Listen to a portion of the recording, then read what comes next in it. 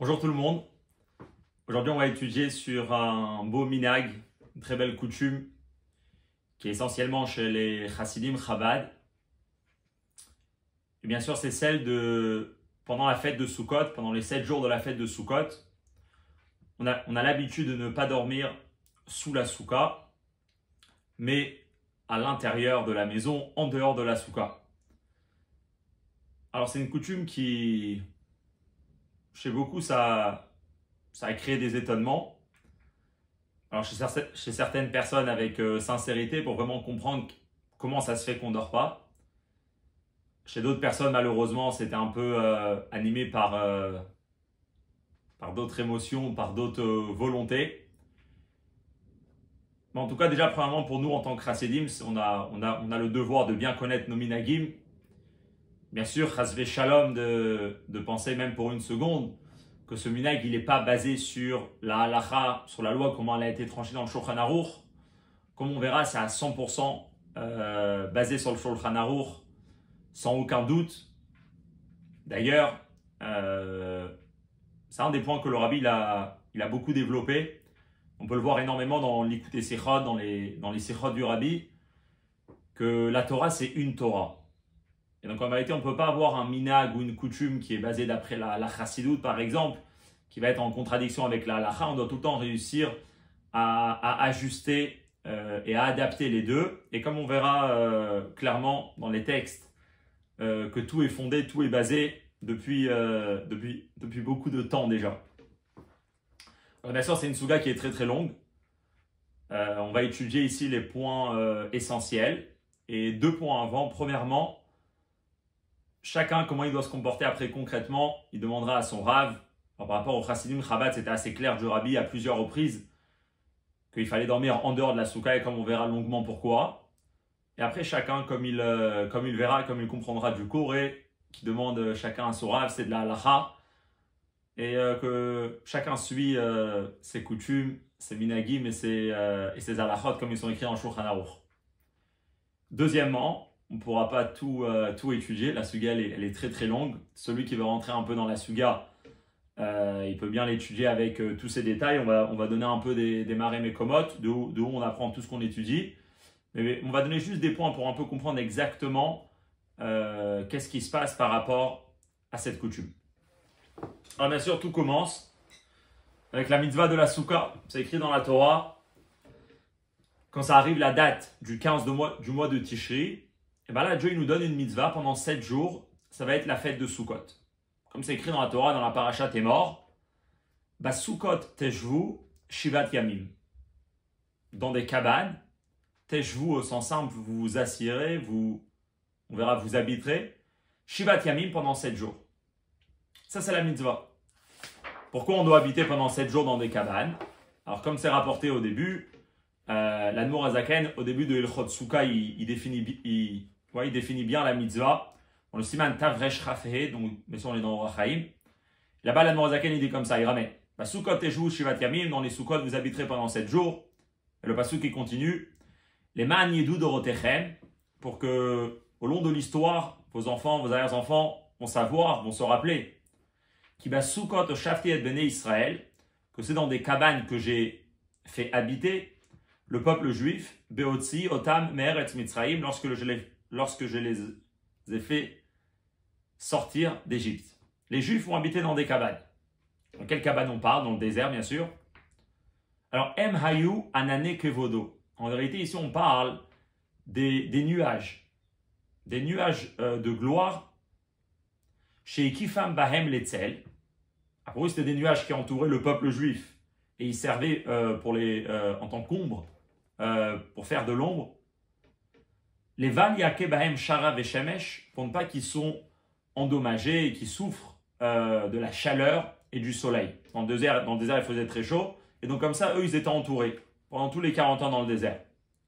Vedougma Lazé, en souvenir de ça, Sivanu la Sot Sukot à Suot Letzel. Je nous ai ordonné, dès que ça arrive, la date du 15 Tishri pendant 7 jours, de faire des cabanes qui sont aussi là qui nous servent en tant pour faire de l'ombre. Comme ça on mentionnera, comme ça on se rappelle de tous les bontés, de tous les merveilles que Dieu a fait avec son peuple. Donc ça, c'est la mitzvah de la souka. Basukot teshvu shivat yamim.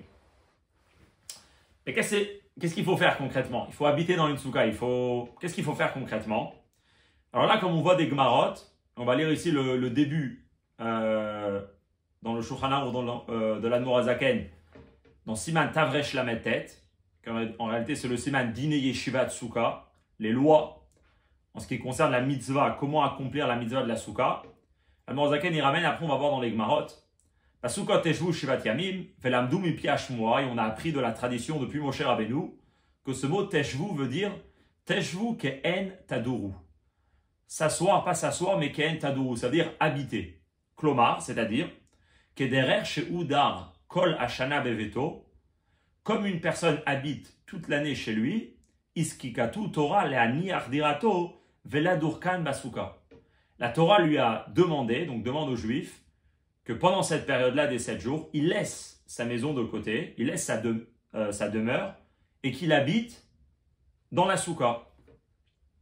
Continue, Mikan Amrou Chachamim, de là les Chachamim ont dit, Kol Shivat Hayamim, Adam Ose Beto Harai, Vesukato Keva, un homme il va faire de sa maison quelque chose de passager, quelque chose de provisoire, et de sa souka, Keva, quelque chose de fixe.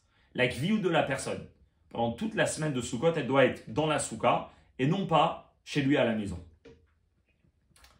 Ok.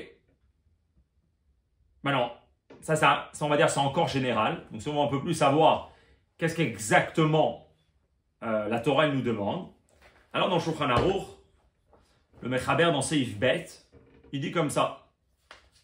On va tout voir après dans les Gemarot, juste pour bien... il fait un bon résumé dans le Shulchan Aruch. Il dit comme ça, il dit Seif Bet, donc Tavresh Lametet Seif Bet. Ochlim veshotim veyeshenim basuka kol shiva. On devra manger, boire, dormir dans la souka, kol shiva, pendant tous les 7 jours. Ben bayom, ben balayla, le jour ou la nuit. Ve'en yeshenim chutz la souka. Et on n'aura pas le droit de dormir en dehors de la souka. Afilu shnat harai, même un sommeil passagère. Juste de se reposer pour un petit moment.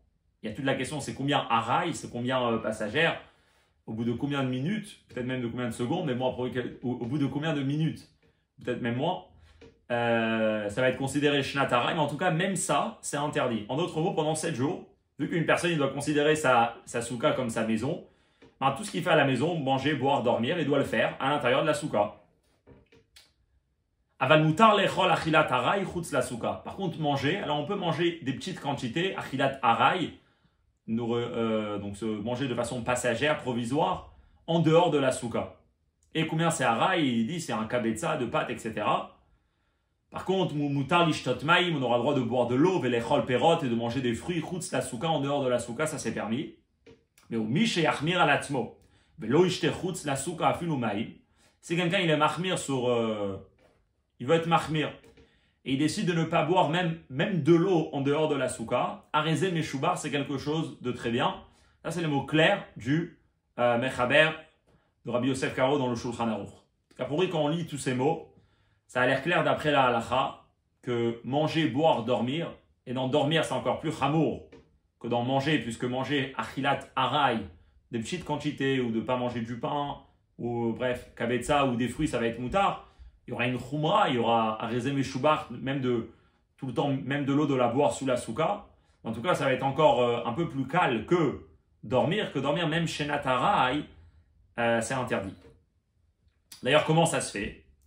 Alors là, quand on voit dans les Gemarot, c'est intéressant. Donc, juste pour comprendre un peu, on a la Masechet Souka. La Masechet Souka, le premier pérec qui va discuter toutes les lois de la kashrut de la souka, c'est-à-dire comment il faut construire une souka, quelles sont les mesures, de quelle manière, les murs, combien de murs il faut, c'est quoi la taille minimum, etc. Ça, c'est le premier pérec. Et après, on a le deuxième pérec de Masechet Souka qui commence par Ayashen Tachatamita.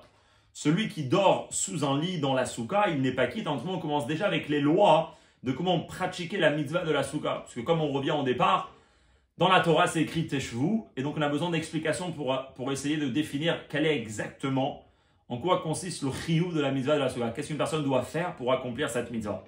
Donc a priori, dès qu'on commence le Pérec, c'est simple, celui qui dort sous la souka, c'est-à-dire on parle qu'il faut dormir sous la souka. Et ça va être tout le deuxième Pérec par rapport à toutes les lois, comment il faut manger. Il y aura des exceptions quand on aura le droit de manger en dehors de la souka, etc.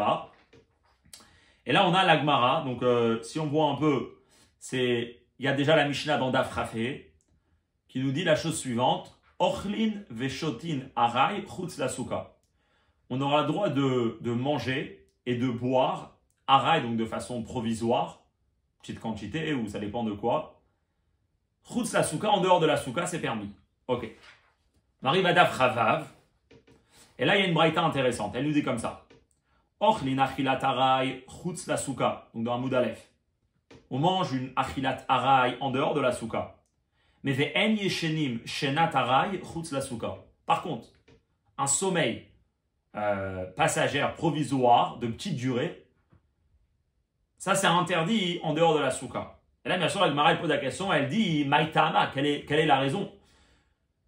Alors, quelque part, la question va être plus sur le sommeil que sur la nourriture. Parce que si on réfléchit un peu, comme c'est rapporté après plus tard, ce que la Torah elle a demandé, c'est d'être fixé dans. La kviout, ça doit se passer dans la souka. Donc, tant que je mange des petites quantités, ou des choses qui ne sont pas assez importantes, ils n'ont pas cette force de kviout d'après la Torah, ben, je suis quitte, je ne suis pas obligé de le faire à l'intérieur de la souka parce que ça ne rentre pas dans l'habitation, même pendant l'année. Chez moi, je mange essentiellement mes grands repas. Mes repas essentiels de la journée avec du pain. Par contre, par rapport à dormir, alors comment ça fait que même Shnatarai, c'est interdit. On va aller directement à la réponse, en bas. Gemara, elle dit, Rava, il dit, parce que En Keva Lashena. Dans le sommeil, on ne peut pas faire cette différence entre Arai et Keva. Qu'est-ce que ça veut dire? Rashi, il explique, une très belle explication, il dit comme ça. Il dit, les fichiers En Keva Lashena, Ve'en Bachiluk ben Keva le Arai le Inyan Suka, parce que chez En Adam Kovea Atzmo Lashena, chez Peamim, chez Enoela Menamnem Meat Vedayo. Il dit dans le sommeil, le but c'est de prendre des forces.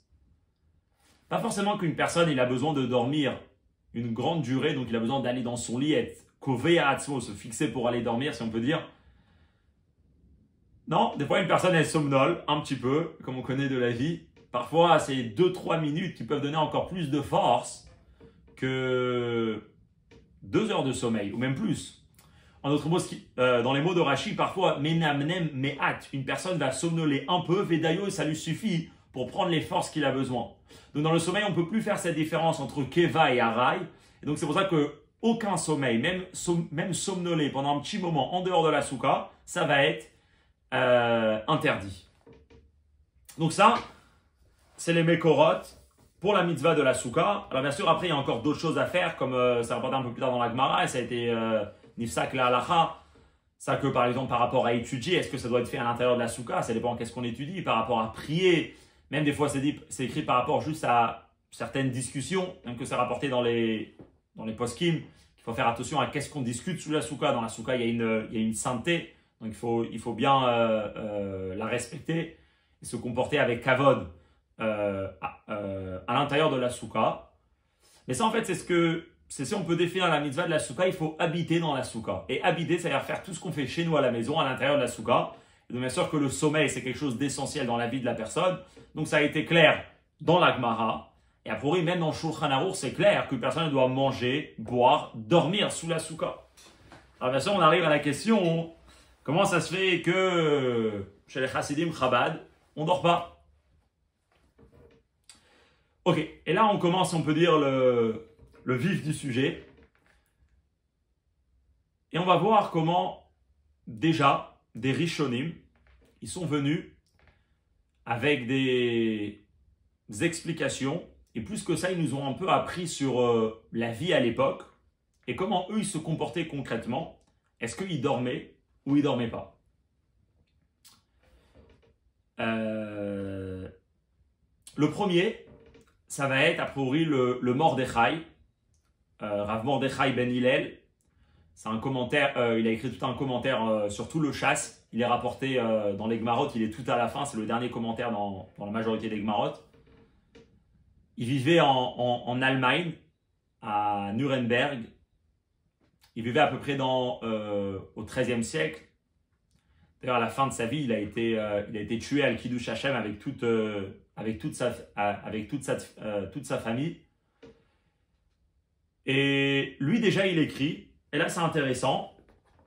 Qu'est-ce que lui, il témoigne sur ce qui se passait à l'époque, dans sa ville. Donc, on est en Allemagne. Juste, pardon. Avant de commencer ça, bien sûr, il y a une halakha très très importante à savoir en ce qui concerne la souka. C'est la suivante. Elle est rapportée dans le Siman Tavreshmem, dans le Seif Dalet. Seif Dalet, là-bas, on nous ramène la halakha qui est dans la Gemara, on ne va pas faire tous les Gemarot. Mais il y a une loi qui sort et qui est spéciale par rapport à la souka, qui est Mitztaher Patur Mina Souka. Si quelqu'un, il souffre de la souka, c'est-à-dire, si quelqu'un le fait qu'il est sous la souka, c'est dur pour lui. Ça l'embête. Il n'arrive pas à être tranquille.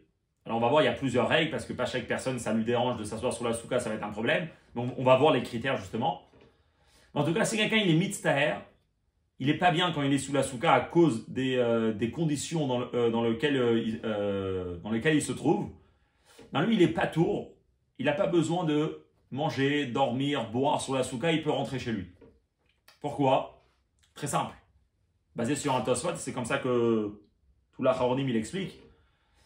C'est parce que toute la mitzvah de la souka, c'est d'habiter comme on habite chez soi. Alors on te dit, si le fait que tu es dans la souka, jamais tu aurais voulu habiter de cette façon chez toi. En d'autres mots, si ça serait ça les conditions de quelqu'un chez lui à la maison, il aurait changé de maison, il aurait trouvé une meilleure maison.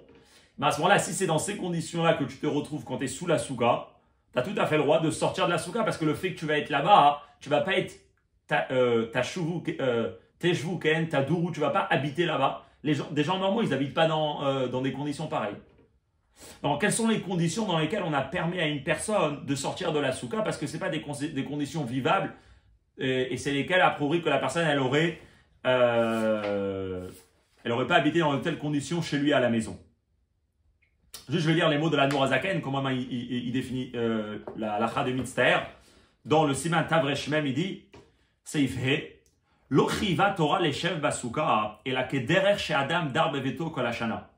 L'obligation de la Torah d'habiter sous la souka, elle est de la même façon qu'une personne habite chez lui à la maison durant l'année.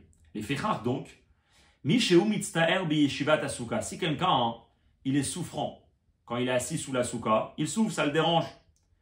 Ou ksheyetze mimena, et en sortant de la souka, yinatzel minatzar, il sera préservé de cette souffrance. Patour minasuka. Alors là, il est quitte de la mitzvah de la souka. Il n'a pas besoin de faire tout ce qu'il doit faire en dehors, sous la souka. Il peut le faire chez lui à la maison. Pourquoi? Chez Av Bechol Hashana, en Adam Dar Bemakom chez Mitzter. Parce que même pendant toute l'année, une personne n'habite pas dans un endroit où il souffre. Une personne, la base d'une maison, c'est de trouver les bonnes conditions pour pouvoir bien habiter en étant à l'aise, avec du confort, etc. Donc c'est pour ça que la personne, elle est patour de la mitzvah de la souka dans ces conditions-là. Alors quels sont les exemples de conditions dans lesquelles on peut sortir? Et là, le Shulchan Aruch, dans le Siman Tavreshmem, c'est Yves Dalet, il continue, il dit comme ça. Et Zeu Mitztaher, c'est qui la personne qui est Mitztaher? Il donne des exemples. Ze, Sheeno Yachol Lishon Basuka, Mipene Aruach. C'est celui qui ne peut pas dormir sous la souka à cause du vent. Il fait froid. Et vu qu'il fait froid, il n'arrive pas à être chez lui il n'arrive pas à être sous la souka et à dormir, ça va le déranger. Oh, ou bien, à cause des mouches, des araignées ou d'autres reptiles. En d'autres mots, il est là, il est dans la rue, et énormément de bêtes qui le dérangent. Et ce n'est pas une façon normale de vivre chez soi à la maison, ou bien dans le froid, ou bien avec des mouches. Ou bien parce qu'il y a une mauvaise odeur. Et vu qu'il y a une mauvaise odeur qui est très très forte, ça le dérange pour être tranquille chez lui à la maison. Mais à ce moment-là, il est quitte de la mitzvah de la souka. Donc le froid, les mouches, les araignées et l'odeur. Donc la température, c'est quelque chose à prendre en compte quand on vient pour s'asseoir sous la souka. Et s'il fait trop froid, à ce moment-là, on n'a pas besoin de dormir sous la souka. Et ça, c'est ce qui va venir dire le Mordechai. Le Mordechai, quand il commente la Gemara, donc c'est la Gemara qu'on a lu ensemble dans le Daf Chavav, il dit, la conclusion de la Gemara, c'est quoi? C'est de dire qu'on est obligé de dormir sous la souka. Mais lui, il dit, aval haolam, mais le monde, donc il est en train de décrire sa situation, il dit, les gens chez nous, samru al davar ze sheyereim minatina, ils se sont appuyés sur ça, qu'eux, ils ont peur du froid, ou bien avec echolé shenbo sakana. À ce moment-là, ils sont quand même malades, c'est aussi ça, c'est le sif gimel en Shulchan Aruch, qu'un malade, même s'il n'a pas de danger, mais il n'est pas tour de la souka, ok mitzter, ou bien il se compare à un mitzter, des ptorim minasuka qui sont pas tour de la souka. Donc il dit le Mordechai, la coutume chez nous c'est quoi? C'est qu'on ne dort pas sous la souka. Pourquoi? Le Olam il dort pas sous la souka parce qu'il fait froid. Il est en Allemagne, c'est fin de septembre, début octobre, et là-bas c'est un pays où il fait froid, donc on ne dort pas sous la souka. Donc si c'est clair. Pas seulement lui, on a aussi d'autres. Par exemple, il y aura le Meiri. Le Meiri c'est le Rav de Perpignan en France. Ou bien pareil, Rabbeinu Manoach, le Rav de Narbonne. Eux aussi, ils ont vécu autour de la même période, dans les années 1300. Et eux aussi, ils témoignent que la coutume des gens, c'était de ne pas dormir sous la souka à cause du froid, à cause de la température, que c'est méphorage en la halacha, que tu n'as pas besoin, ou même peut-être, on verra, peut-être pas le droit de dormir sous la souka dans des telles conditions. Alors en général, ce qui ramène, c'est à cause du froid, ou bien à cause de la pluie, parfois c'est rapporté. Rabbeinu Manoach, il dit une autre raison. Il dit, lui c'est intéressant, il dit à cause des voleurs. Il dit si les goïms, ils savent que les juifs sont dans leur souka, les gens ils vont rentrer à l'intérieur pour aller voler. Donc du coup, il dit à cause de toutes ces raisons-là, les gens ils dorment à l'intérieur de la maison. C'est intéressant, le Meiri il dit que les gens quand même, pour montrer leur attachement à la mitzvah, ils dormaient un peu, ils somnolaient un peu sur la souka et après ils rentraient chez eux. Mais en tout cas, les trois, ils témoignent que la coutume, il y a 700 ans en arrière, elle était de ne pas dormir sous la souka. Pour la raison tout simple, qu'al pi halacha, on n'est pas tour de dormir sous la souka quand il fait très froid. Ok. Maintenant, ça, c'est la coutume dans les années 1300. Si on avance un peu 250 ans plus tard, et on arrive à l'époque du Rameau. Rabbeinu Moshe Isserlich, bien sûr, celui qui a écrit les Haggaot, les notes sur le Shulchan Aruch, le grand posek Ashkenaz, lui vivait à Cracovie, en Pologne. Et donc lui, on va dire, il est un peu dans un autre côté dans l'Europe, un peu plus loin. Et lui aussi témoigne la même chose. Il dit qu'aujourd'hui, les gens, ils ne dorment pas sous la souka. Et donc en fait, le Rameau, il va s'interroger, comment ça se fait que les gens ils dorment pas sous la souka? Et bien sûr, en première raison, qu'est-ce qu'il va faire? Il va ramener la raison du Mordechai. Si on voit dans le Darkei Moshe, le Rama, à part ses notes sur le Shulchan Aruch, il a écrit un commentaire sur le tour. Et quand dans le tour c'est écrit Ve'en yeshenim afilu shnatarai chutz la souka, on n'aura pas le droit de dormir en dehors de la souka. Bien sûr, le tour il ramène le psak du Shulchan Aruch. Et là, il dit comme ça le Darkei Moshe, le Rama.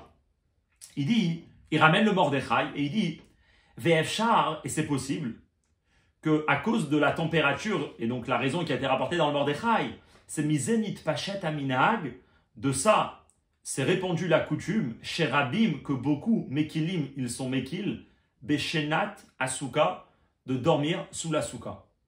Alors lui-même a prouvé pas forcément qu'il le faisait, peut-être que lui dormait sous la souka, mais en tout cas pour l'instant il est en train de parler des gens, on verra après. Il dit c'est de là que c'est venu la coutume, parce qu'aujourd'hui on n'a plus besoin de dormir sous la souka. Et d'ailleurs, et en fait c'est ici le Ika réponse pour tous ceux qui ont une question, est-ce qu'on doit dormir sous la souka ou pas? C'est ce que le Rama il va écrire clairement dans ce Shulchan Aruch. Tout celui qui ouvre Tavrech la Metet, quand le Mechaber il écrit Ochli Meshoti V'Yesheni Basuka, on doit dormir sous la souka, le Rama il a une note et il dit comme ça, il dit Uma Shenoagim Leakel Arshav Beshena. Et ça que maintenant on a l'habitude d'être mekel, de ne pas dormir. She'en Yeshenim Basuka Rak Amedak Dekim Bemitzvot, qu'on ne dort pas sous la souka uniquement ceux qui sont muticuleux sur le mitzvot. Donc il ramène qu'il y a des gens qui dormaient. Mais c'est que les medak dekim et mitzvot. La majorité des gens, ils dorment pas. Pourquoi? Alors il dit comme ça. Yesh omrim mishum tzina. Il y en a qui disent que c'est à cause du froid et que veyesh tsar lishod bimkomot akarim. Et la souffrance est dure, c'est difficile de dormir dans les endroits qui sont froids. Comme ça, clairement, le Rama, il dit, donc il ramène ce minhag qui a plus de 700 ans, lui aussi il le ramène que lui, il a la coutume, et qui est basé d'après le Mordechai qui est clair à 100%. Mais le Rama, il ne se suffit pas de ça.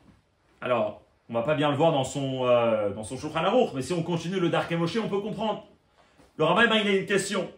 Il dit, mais toute cette raison, elle peut marcher uniquement dans les endroits du monde où il fait froid. Il dit comme ça, il dit je reprends le Darkei Moshe, et même que cette raison, elle n'est pas suffisante. De dire juste parce qu'il fait froid, alors les gens ils n'ont pas sous la souka, c'est pas bon, pourquoi? Dans la majorité des endroits du monde, a priori ce qui veut dire, il ne fait pas tellement froid pendant les jours de Sukkot. On aurait pu dormir sous la souka, bekarim ou ksatot, avec des couvertures, des coussins. Alors vous pouvez me dire, c'est vrai qu'il fait froid, mais il ne fait pas tellement froid, tu peux réussir à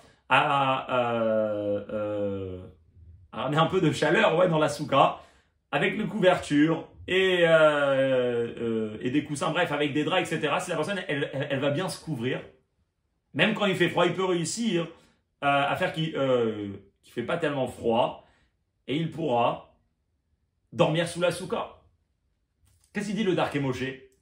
Il dit toute la raison du Mordechai, elle va être uniquement dans des endroits où il fait froid. Mais qu'est-ce qui se passe dans les endroits où il fait chaud? Et d'ailleurs, c'est vrai qu'aujourd'hui, si on voit dans énormément de communautés juives dans le monde, pas forcément qu'il fait très froid. Alors, est-ce que pour eux aussi, il y aura un éther, il y aurait une permission de ne pas dormir sous la souka? Et là, oui. Le Rama, il va ramener une autre raison. Comment ça se fait que c'est permis de dormir en dehors de la souka?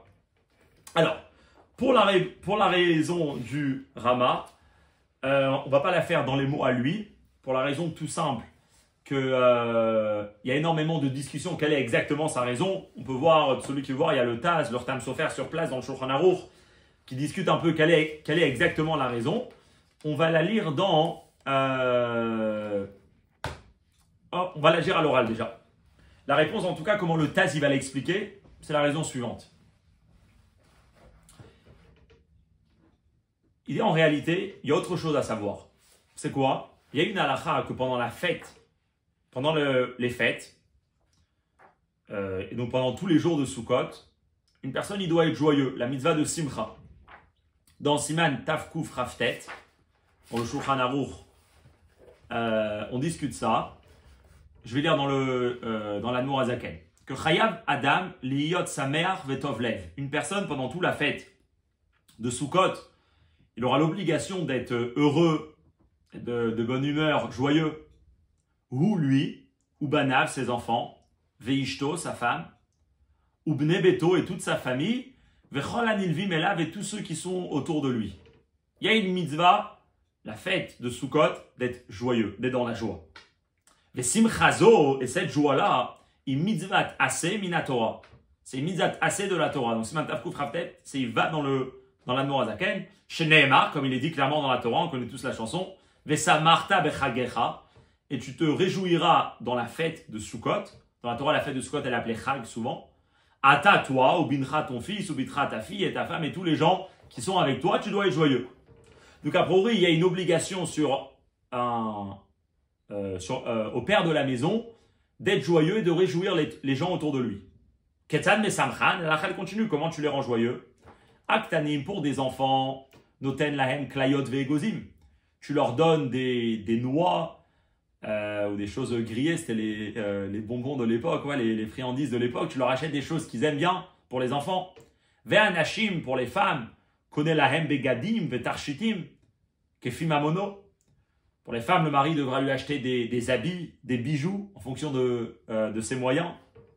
Et pour les hommes, ve'anashim, bisman shebet hamikdash hayakayam, ayu ochlim basar shlamim lesimcha. Quand il y avait le Bet Hamikdash, il mangeait de la viande, c'est tout le chiyuv de manger les shlamim.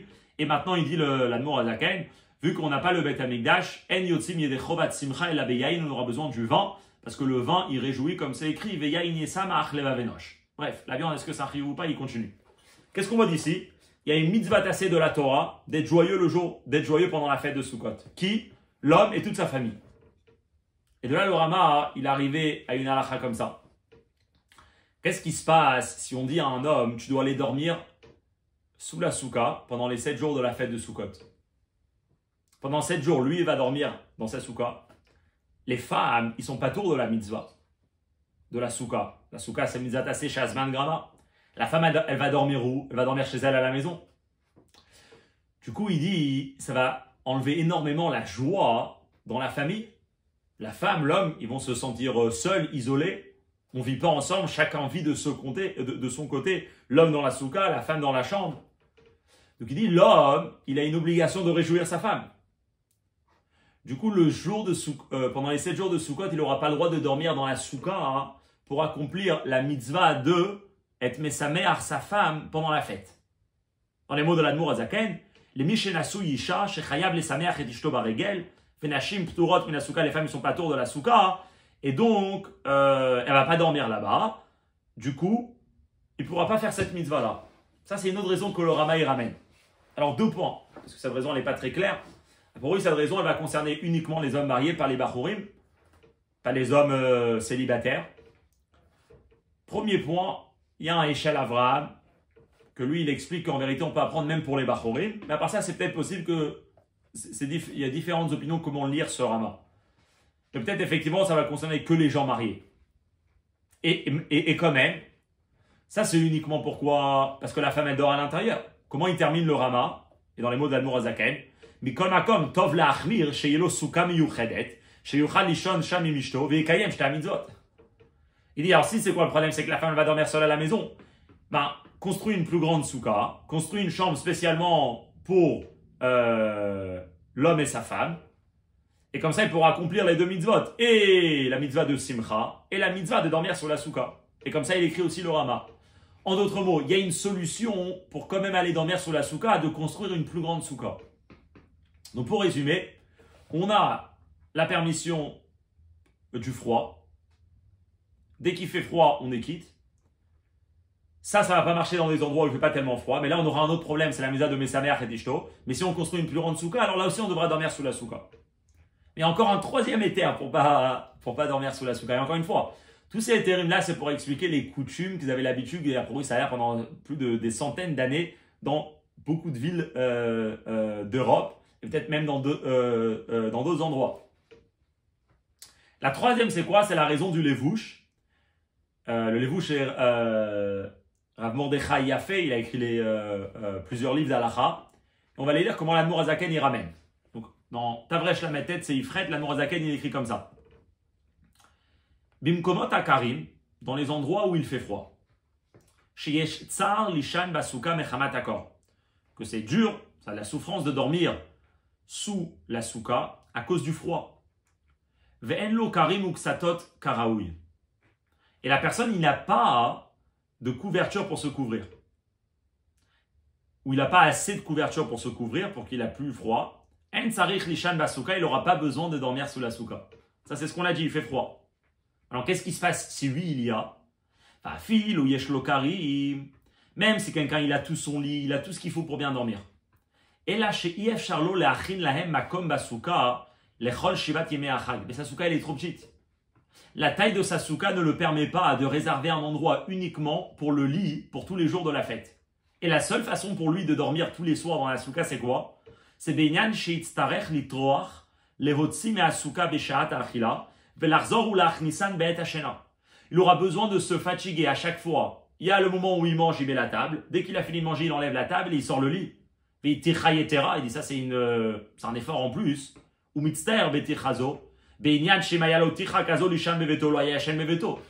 dit c'est un tel effort que toute personne normale ne dort pas comme ça chez lui. En d'autres mots, une personne chez lui à la maison, il a son endroit où il dort, il a son endroit où il met sa table. Et toute personne qui vit dans un endroit que si son lit c'est l'endroit de sa table, il va faire tous les moyens pour déménager. C'est pas la façon normale de dormir quand l'endroit où tu dors c'est l'endroit où tu manges. Donc il dit si tu n'as pas une souka qui est assez grande pour et la seule manière de dormir c'est que tout le soir tu auras besoin de préparer ton endroit où dormir pour enlever la table et après mettre le lit, et bien à ce moment-là on n'est pas tour de la souka parce que quand la mitzvah yeshivata souka, celui qui a un tsar, il n'est pas tour mi yeshivata. Ça c'est un 3e éther.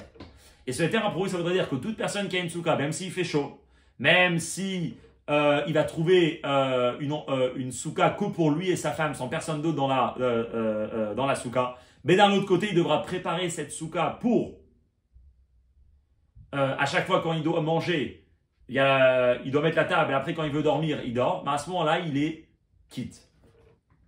Mais tout ça, encore une fois, et ça, c'est là que c'est important, c'est pour répondre à une coutume qui a existé. La coutume, elle existe et chacun l'explique à sa manière. Donc, pour résumer, est-ce qu'on doit dormir sur la souka d'après la Gemara, Meforach, d'après Shulchan Aruch, c'est Meforach. On voit clairement qu'il y avait une coutume, un minag, depuis des centaines d'années dans énormément de communautés, de ne pas dormir sous la souka. Et ils sont à 100% basés sur la halacha, comme les poskim eux-mêmes, ils expliquent pourquoi cette coutume, elle est moutar les gamrés. Plus que ça, ça c'est une idée à réfléchir. C'est qu'est-ce qui se passe? C'est quelqu'un, il fait froid, il dit quand même j'ai envie de dormir sous la souka. Il a le droit de dormir sous la souka.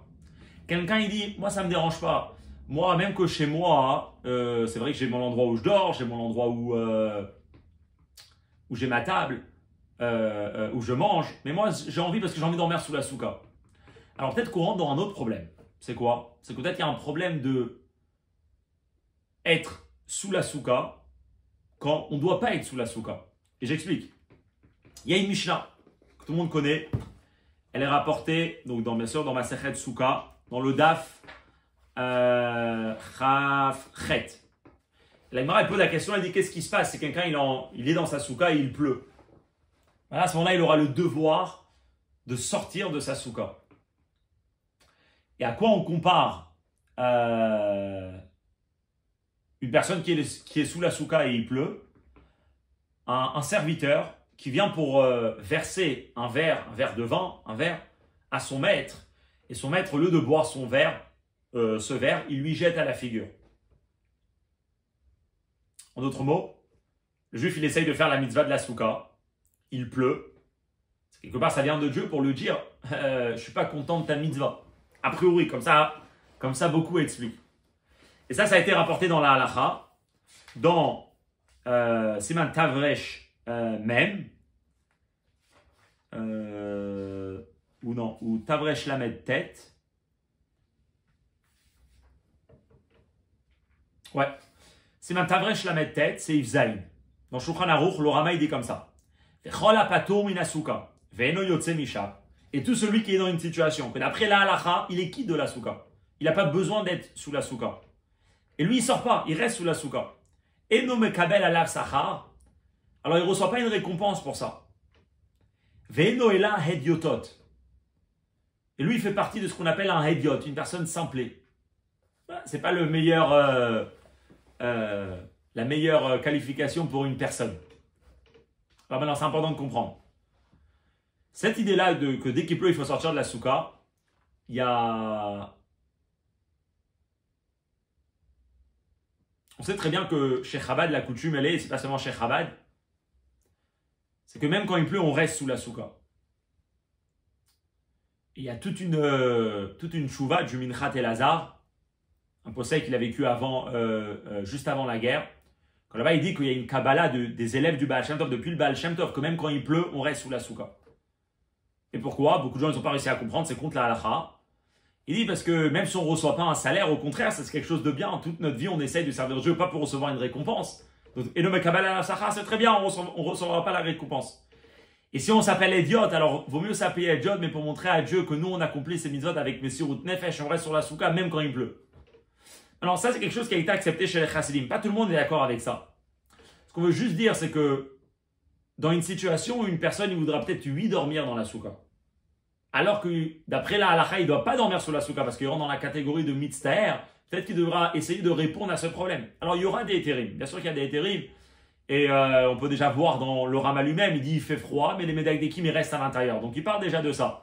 Mais c'est juste une idée à réfléchir pour comprendre qu'il faut mettre tous ces points en place quand on arrive à savoir est-ce qu'il faut être sur la souka, il ne faut pas être sur la souka. Parce que d'un côté, il faut habiter dans la souka. D'un autre côté, quand on est mitztaher, on n'est pas tour de la souka.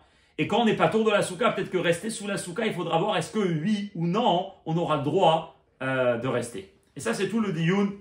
Donc avec ça, on peut clôturer, si on peut dire, la première partie du cours. Pour montrer que dormir sous la souka, c'est tout à fait, que dormir à l'intérieur de la maison, pas sous la souka, c'est tout à fait permis. Alors, pardon, juste pour terminer, jusqu'à là, c'était de l'étude. Quand on arrive au concret, quand on arrive au concret, chaque personne, il doit se poser la question, est-ce que moi, je rentre dans un de ces trois critères? C'est-à-dire, quelle température, dans quel pays je vis? Même s'il fait chaud, est-ce que je vais dormir seul? Ma femme va rester à l'intérieur. Il faudra rentrer dans d'autres chélotes. Est-ce que la femme, elle est mochelle ou pas? Et une autre question, est-ce que j'ai assez de place dans ma souka? Et c'est uniquement sans ces trois problèmes que là, on devra dormir sous la souka. Et même là, et c'est là où on arrive à toute la fameuse Sikha du Rabbi. Le Rabbi, il a parlé de ce sujet à 3 reprises. C'était en Tafshin Lamed en 1969. Pendant la fête de Sukkot, puis après Simchat Torah et Shabbat Bereshit. Le Rabbi, il a discuté longuement comment ça se fait que son beau-père, le Rabbi Rayatz, il avait cette coutume de ne pas dormir sous la souka. Puis après, il va aussi discuter comment ça se fait que chez tous les chassidés Chabad, il n'y a pas cette coutume. Alors, la sikha, elle est imprimée dans le Likutei Sichot Chelek Raftet, le volume 29. Elle est très longue. On ne va pas tout la faire dans les mots. Enfin, on ne va pas du tout la faire dans les mots. Mais Stade Hachem, on essaiera de faire un autre cours sur texte pour vraiment l'étudier. Elle est très très riche. Mais on va juste donner quelques points. Des points essentiels pour clôturer avec cette coutume chez Chabad. Qu'est-ce qui se passe si une personne, d'après toutes les conditions qu'on a dit jusqu'à maintenant, il doit dormir sous la souka? Sa souka, elle est grande. Il a une pièce pour lui et sa femme. Il fait bon dehors, il pleut pas, il n'a pas peur des voleurs. Alors qu'est-ce qu'il doit faire? Alors on aurait dit pour toute personne qui, uniquement d'après tout ce qu'on a dit, il doit dormir sous la souka. Mais pourtant la coutume chez Chabad, c'est que même dans une telle situation, on dort en dehors de la souka. Et ça, c'est ce que le Rabbi va discuter. Alors d'abord, il commence avec le comportement du Rabbi Rayatz, qui est très étonnant. Comment ça se fait? Bien sûr, on peut répondre parce qu'à pied halakha, il n'était pas tour, le Rabbi Rayatz. Il vivait en Russie une grande partie de sa vie au début. Après, il était en Pologne. Et dans toutes ces circonstances, le froid, le fait qu'il était marié, le fait qu'il avait des petites soukas, tout ça, c'est ce qui a fait qu'il ne dormait pas sous la souka. Mais le Rabbi dit de suite au début, il rejette ça. Il dit pour un tzaddik comme le Rabbi Rayatz, ce n'est pas des inconvénients ou des dérangements du froid et d'autres problèmes qui ressemblent des problèmes matériels, des problèmes physiques, qui vont l'empêcher de faire une mitzvah. Et en particulier qu'on sait, à un tel point il était mahmir dans Ilchot Souka, que même quand il pleuvait, qu'Al Pi Din, on est moutard, on est pas tôt, on doit sortir de la Souka. Et même quand il buvait de l'eau, que c'est uniquement un hidour, comme on a vu au début de la Sikha, c'est un Rezem Choubar, c'est pas un Chiyuv Al Pi Halacha. Et même à Shmini Atzeret. Quand c'est sûr que là c'est encore moins un problème, mais quand même on faisait quoi? On restait et il buvait sous la souka. C'est d'ailleurs aussi la coutume chez tous les chassidim. Donc il dit c'est pas un problème matériel qui va l'empêcher de dormir sous la souka, c'est sûr qu'il y avait une autre raison. Et là c'est intéressant de comprendre que d'un côté il est mahmir et dans Ilchot Souka avec les plus grands hidurim, dès que ça arrive à dormir, il dort pas sous la souka. Et là il a ramené le Rabbi ramène dans le Seif Bet la fameuse phrase de l'Admour Hayom Tzaï, le fils de Rabbi Shneur Zalman, Rabbi Dovber, que une fois il a entendu qu'il y avait des avrechim, des jeunes mariés qui dormaient sous la souka. Et là il s'est exprimé, comme il dit ici, Wie kann man schlafen in makifim de bina? Comment on peut dormir dans les makifim de bina? Il voulait dire, dans la souka, c'est pas juste un endroit que Dieu nous a demandé de construire et là-bas accomplir des mitzvot. Dans la mitzvah, dans la souka, Dieu il est présent. Pas seulement Dieu il est présent comme il est présent dans tout le monde entier. Il y a un Gilou Yeloki, il y a un dévoilement divin spécial qui est présent et qui réside à l'intérieur de la souka. Alors quand une personne il ressent ça, quand il rentre dans la souka et dans sa tête, son cœur, tout change. Il est en train de vivre avec une tellement grande intimité avec Hachem, comment il peut s'endormir? Ça nous rappelle un peu ce qui s'est passé avec Yaakov, que quand il a fait son rêve, et il comprend qu'en vérité c'est un endroit où il y avait la Shrina, il dit, il y a Dieu dans cet endroit, comment moi j'ai pu dormir? Comme là-bas il dit, Car si j'aurais su que Dieu était présent, donc si ce serait quelque chose de vivant que j'aurais vécu, j'aurais ressenti, yadati, comme il dit les mots, lo yashanti b'makom kadosh kazeh, j'aurais pas pu dormir dans un endroit tellement saint. Donc il dit la Mouraïm, ça y est, comment on peut dormir dans un endroit pareil? Alors c'est à quoi, comment on peut dormir? À pied à la khat, tu dois dormir.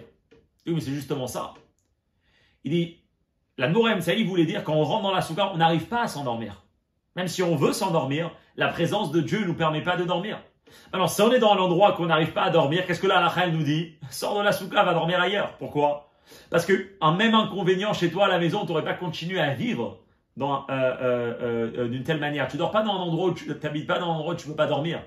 Donc en fait, l'Admor ça il rentre dans la souka, il n'a pas le droit de dormir, il sort, il va dormir chez lui à la maison. Alors il dit, ça c'était aussi le comportement de mon beau-père, du Rabbi Rayat, que lui aussi il était dans ce niveau-là de ressentir et de vivre clairement avec cette intensité de Gdusha et d'Elokut à l'intérieur de la souka. Et c'est ce qui ne lui permettait pas de dormir. Et Al-Pi Halakha était complètement pato, vu que si on ne peut pas dormir, alors là on doit aller dormir quelque part d'autre. Ça c'est pour expliquer le Rabbi Rayat. Maintenant qu'est-ce qu'on fait avec tous les chassidim? La majorité d'entre nous, on n'est pas à un niveau pareil où quand on rentre dans la souka, on ressent ce qui se passe dans la souka. On est peut-être au courant, on nous a dit qu'il y a Makif de Bina, on va un peu méditer dessus, on va un peu réfléchir, ça va un peu nous réveiller. Et pas à un tel point qu'on ne va pas réussir à dormir parce que à l'intérieur de nous, on vit avec une tellement grande émotion de divinité. Et là, le Rabbi ramène, il dit tout simplement, chez tous les chassidim, c'est parce qu'ils suivent ce que leur maître leur a demandé. La base de la Torah, c'est de te comporter comme ton Rav demande.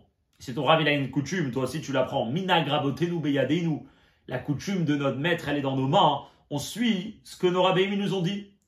Et donc nous, en tant que chassidim, qu'on suit les chemins du Rabbi, qu'on essaie de faire ce que le Rabbi nous demande, même dans un cas où Al-Pi Halakha, on doit dormir sous la souka, on n'est pas tôt parce que c'est la coutume du Rabbi. Et là, le Rabbi ramène une bara très intéressante. Je pense que c'est la raison pourquoi il la ramène. C'est pas sûr pourquoi il la ramène. Enfin, je suis pas sûr de la compréhension de la Sikha, c'est à la fin. Parce qu'on peut se poser une question générale dans la vie qui peut concerner ce sujet. Qu'est-ce qui se passe s'il y a un comportement al-pi Torah qui est moutar les koulalma, il doit être fait les koulalma. Après, il y a un rave que lui, il est mechadesh. Il fait un chidouche de comment comprendre et comme ça, il arrive à trouver une autre façon de se comporter. Qui est bien sûr basée d'après la halakha, mais qui n'est pas le courant. C'est pas accepté chez tout le monde. C'est sa manière de comprendre. Alors, qu'est-ce qu'une personne doit faire? De se comporter comme son maître ou comme la majorité des gens? Et là, il y a une mara très intéressante. C'est une mara dans Souka. Donc, c'est par rapport à une question par rapport à Soukot, par rapport au Hadas.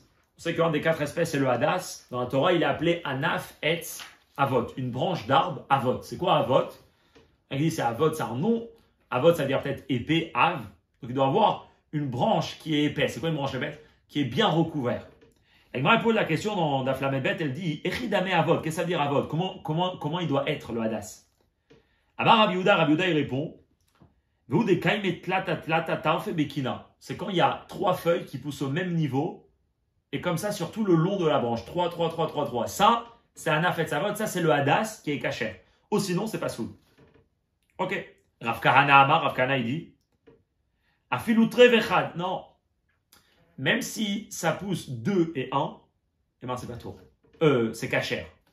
C'est-à-dire, bien sûr que 3, comme Rachid l'explique Kol Sheken, que 3, comme il a dit Rabbi Yehuda, c'est moutard. Mais il fait un chidouche, Rav Kahana, que même s'il y a 2 et 1, donc c'est a priori c'est pas autant bien, et bien quand même c'est moutard. Et là c'est intéressant, comment l'élève de Rav Kahana il s'est comporté. Et Mara il nous dit Rav Acha Bere de Rava, Rav Acha, le fils de Rava, qui était l'élève de Rav Kahana, Mehader Atrevechad. Il était Mehader, il prenait en tant que Idour pendant toute la fête de Sukkot, d'avoir un Das qui avait 2 et 1. Pourquoi? O il venafik mi poumé de Rav Kahana. Parce que comme ça, c'est sorti de la bouche de son maître, Rav Kahana. C'est-à-dire, en tant qu'élève, il était attaché à son maître. Ton maître, il a fait un chidouche dans la Torah. Il dit que même 2 et 1, c'est bon, et c'est un chidouche qui est vrai, d'après la Torah. Suis cette opinion.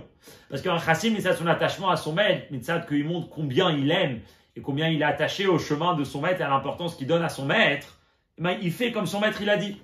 Même si quelque part, son maître lui-même, peut-être il était d'accord avec Kahana, que 3 c'était sûr que c'était bon. Mais Mitzad, lui, il élève l'attachement qu'il avait envers son maître, que son maître il a fait un chidouch à Alachak, c'est Mouta, Dafka lui il va se comporter comme ça. Rabbi dit c'est la même chose par rapport à nous. Rabbi dit Al-Derech, c'est la même idée de se comporter Dafka comme le Rabbi Rayat, et bien sûr le Rabbi le disait aussi à nous, au Chassidim, au Chassidé Chabad, qu'on suit les chemins du Rabbi, de dormir en dehors de la souka. Après le Rabbi ramène encore une autre raison. Pourquoi les chassidim doivent dormir en dehors de la souka? Parce que si tu dis à un chassid, ne te comporte pas comme ton maître il dort, le rabbi il dort où? Il dort en dehors de la souka. Et toi tu vas dormir dans la souka, ça même ça va créer un tsar.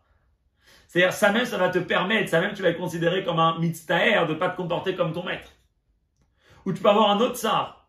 La Nourem, ça y demande à ces jeunes-là, et donc le rabbi aussi, le rabbi Rayat, il nous demande, le rabbi nous demande de être dans, comment on peut dormir quand il y a Makifim de Bina. Non, il attend de nous, que ce soit dans un niveau spirituel, dans une avodat Hashem, qu'on arrive à ressentir ce Gilou Iloki qui est dans la souka. Le fait qu'on n'arrive pas à ressentir, ça même, ça peut créer un tsahar qui doit pas nous, que si on va dormir sur la souka, ça va nous déranger. Et même si ça ne nous dérange pas, qu'on n'arrive pas à ressentir, le fait que le rabbi nous demande et qu'on n'est pas au niveau de ce que le rabbi nous demande, eh ben ça même c'est dérangeant. Donc, à part le fait qu'on doit suivre notre maître, il y a aussi cette idée-là de tsahar qui existe chez tous les chassidim, qu'ils n'arrivent pas à être au niveau que leur maître lui demande. Alors ça, c'est pas juste une idée un peu comme ça qui est sortie de nulle part. Alors bien sûr, il faut comprendre un peu l'attachement d'un chassid à un rabbi. Un chassid à un rabbi, c'est pas juste un rab avec un maître, que lui, il est là, il a son maître qui le guide un peu, mais lui, il a sa propre existence, etc. Quand on étudie un peu chassidut, on comprend, et c'est avec ça que le chassid vit, c'est avec ça qu'il est éduqué, c'est dans ça qu'il a grandi, ça c'est ses convictions, c'est sa vie, c'est toute sa vie, elle tourne autour de ça, c'est qu'est-ce que mon rabbi demande, c'est ce que je vais faire. Et donc pour lui, le fait que son rabbi lui demande quelque chose et il ne le fait pas concrètement, c'est sûr que ça va lui créer un tsahar qui va lui dire ne va pas dormir sur la souka, ne te comporte pas le contraire de ton maître. Et ça, c'est ce qui va lui permettre de dormir sur la souka. Et comme ça, le rabbi clôture toute cette souga pour les chassidei Chabad. Donc pour finir, il y a 2 points dans toute cette souga de ce minag. Premièrement, est-ce qu'al pi halacha on est chayav? Peut-être qu'on sera pato. Et quand on est pato, on fait attention à ce que c'est permis ou pas de rentrer sous la souka. On avait dit, il y a une kabbalah du Baal Shem Tov, quand même quand c'est pato, on peut être. C'est pour ça qu'on boit sous la souka. Mais pour d'autres personnes qui ne tiennent pas de cette kabbalah, il faut répondre à plusieurs questions. Vu que dans certaines circonstances, on n'est pas tour et quand même on reste. Quand on n'est pas bien à l'aise, comme quand on est chez nous à la maison. Le mot à l'aise, peut-être n'est pas exact, mais quand on souffre un peu et que chez nous à la maison, on serait pas dans des mêmes, on n'aurait pas habité dans des mêmes circonstances. Et après, il y a quand on arrive à la coutume, donc des Rebbeim, eux, ils avaient Makifim de Bina, qui leur ne permettait pas de dormir, ils étaient mitztaher. Et pour le reste des chassidim, qu'on suit le minag de nos maîtres, ou que nous-mêmes on a un tsar, c'est ce qui nous fait qu'on doit dormir en dehors de la souka.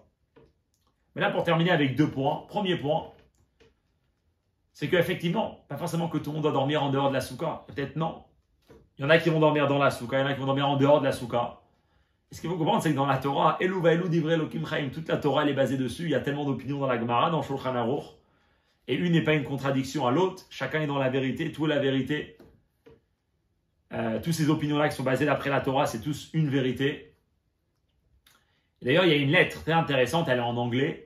C'est quelqu'un qui demande au rabbi comment se fait que les chassidim ils dorment pas sous la souka.